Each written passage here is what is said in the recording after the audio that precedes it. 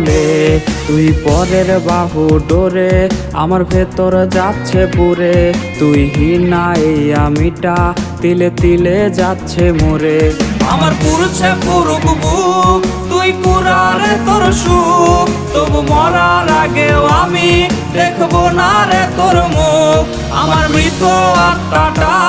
তোরে ডাকবে একদিন খুব আমি দেখবো সেদিন তুই ওরে কেমনে রবি চুপ